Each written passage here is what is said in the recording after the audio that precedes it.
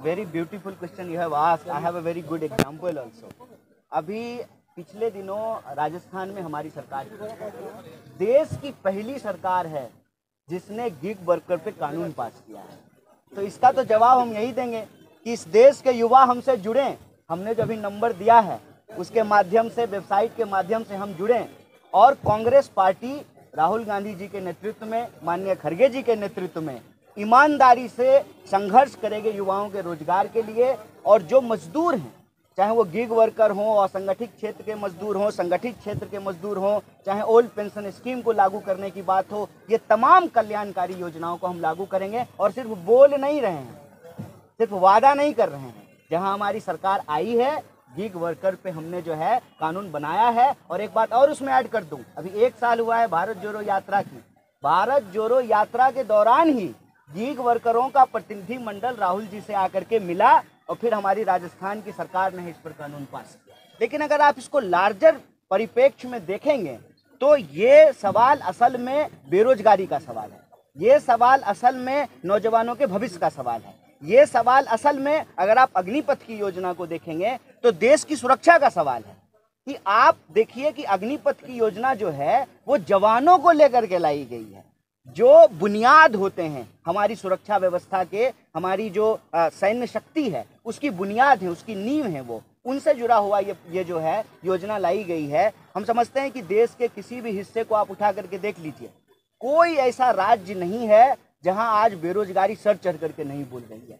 तो कहीं भी नौजवान अपने हक और अधिकार के लिए लड़ रहे हैं, उनकी आकांक्षाओं को, उनकी उम्मीदों को पूरा करने के लिए यह भारत जोड़ो न्याय यात्रा चल रही है। जब हम यहाँ मालदा में, बंगाल में यह प्रेस कॉन्फ्रेंस कर रहे हैं हमारी भारत जोड़ो न्याय यात्रा के कैंप से, ठीक उसी वक्त दिल्ली में ऑल इंडिया कांग्रेस कमेटी के हेडक्वार्टर में भी प्रेस कॉन्फ्रेंस हो रहा है।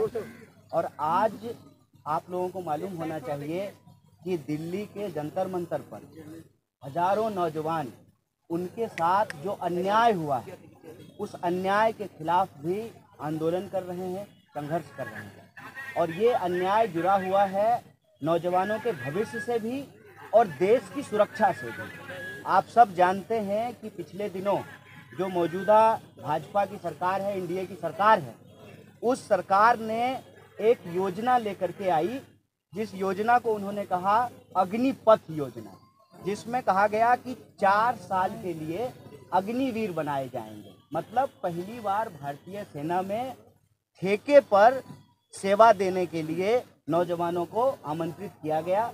और इससे कई सारे प्रश्न जो है वो पैदा हुए। आप जानते हैं कि देश भर में इसको लेकर के नौजवानों की तरफ से एक प्रतिक्रिया आई, एक जो है तीव्र प्रतिक्रिया आई और कई जगह जो है हिंसक कार्रवाई भी देखने को मिली।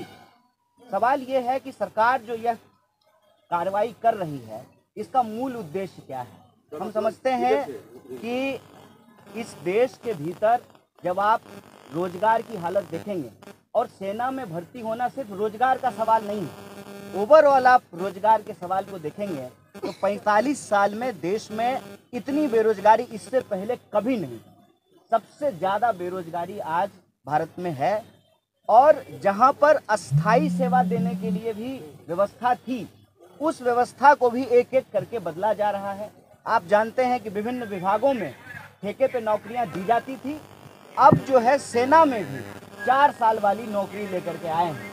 प्रधानमंत्री 5 साल के लिए बनते हैं, मुख्यमंत्री 5 साल के लिए बनते हैं, एमपी 5 साल के लिए बनते हैं और 6 साल के लिए, राज्यसभा में 6 साल के लिए बनते हैं। और में भर्ती कराई जाएगी 4 साल के लिए, उसमें भी 3 लोगों को बाहर कर दिया जाएगा और 1 लोगों को नौकरी दी जाएगी, सबको बहाल भी नहीं कराया जाएगा।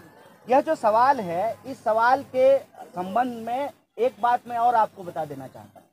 आनन फानन, बिना किसी सूचना के, बिना किसी जानकारी के और बिना किसी सलाह मशवरा के, आपने कभी नहीं सुना होगा कि सरकार सेना में कोई योजना लेकर के आ रही है, भर्ती की कोई नई योजना लेकर के आ रही है, जिसको लेकर के देश के पूर्व सेनाध्यक्षकों से, रक्षा विशेषज्ञों से, संसद भवन में, संसद की समितियों में, रक्षा समिति में कहीं कोई बहस नहीं हुआ है।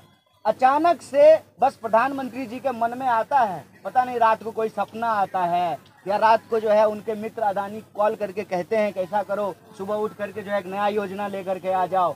अचानक से आनंद फानन में एक योजना लेकर के आ जाते हैं।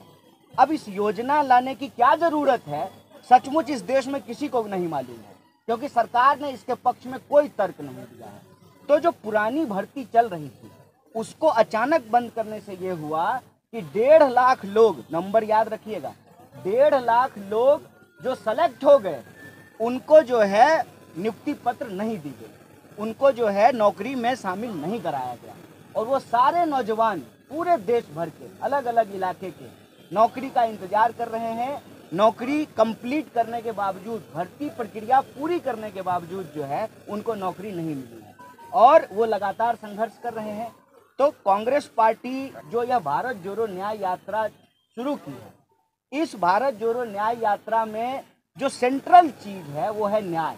और हम 5 तरह के न्याय की बात कर रहे हैं। हम कह रहे हैं युवा का न्याय, भागीदारी का न्याय, हिस्सेदारी का न्याय भी उसको कह लीजिए, नारी का न्याय, किसान का न्याय और मजदूर का न्याय। बार बार श्री राहुल गांधी अपने वक्तव्यों में बोल रहे हैं कि जब तक यह 5 प्रकार के न्याय सुनिश्चित नहीं किए जाएंगे तब तक जो है देश को शक्ति नहीं मिलेगी। देश जो है दुनिया भर में विकास की जो रफ्तार है उसके साथ कदम ताल मिला करके नहीं चल पाएगा। इसीलिए आज इस विषय पे जो अग्निपथ के नाम पे, अग्निवीर के नाम पे जो इस देश के नौजवानों के भविष्य के साथ खिलवाड़ किया गया है, इस देश की सुरक्षा के साथ जो खिलवाड़ किया गया है, इसको लेकर के जय जवान के नाम से हम लोग ये प्रेस वार्ता एक वक्त जो है यहाँ भी, मालदा में, बंगाल में भी और दिल्ली में भी कर रहे हैं।